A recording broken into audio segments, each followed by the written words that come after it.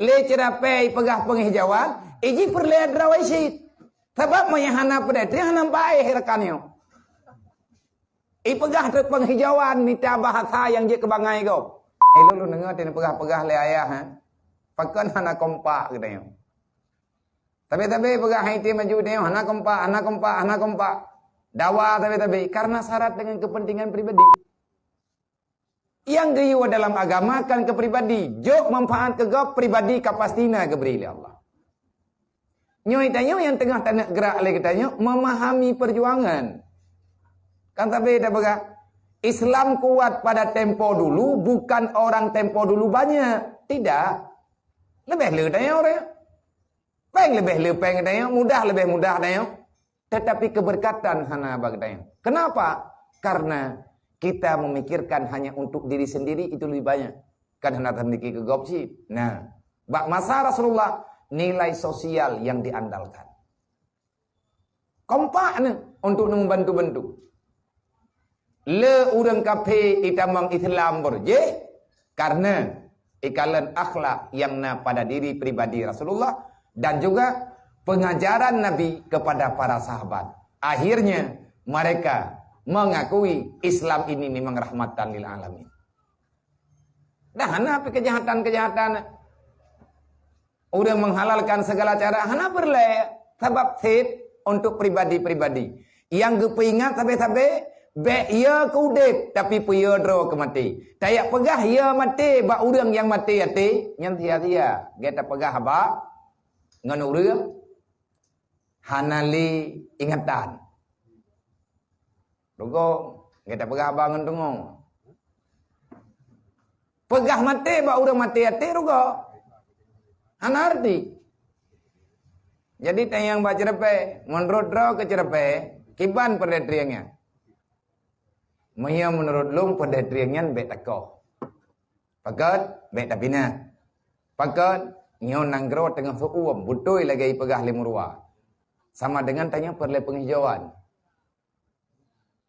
Untuk menjaga ekosistem. Jadi tanya perle udara sehat. Kan pada triangnya mantang yang payah tak jaga, lain payah tak tamah. Butoi sih pendapat cerepe kah? Tayang baula. Maya menurut draw kula bagi. Maya menurut long berangkaban je. Tapinah je, hana tapinah je. Nyan kendeng kula. Tatayang bak puna ni. Tatayang tiko ikah kiban. Kia berangkapu ku pegah teh hana kapuruh lewakah. Pakat tikohnya empeun awayo balhei. Lemurua ipakat pinah pedetri yang ji perle droi.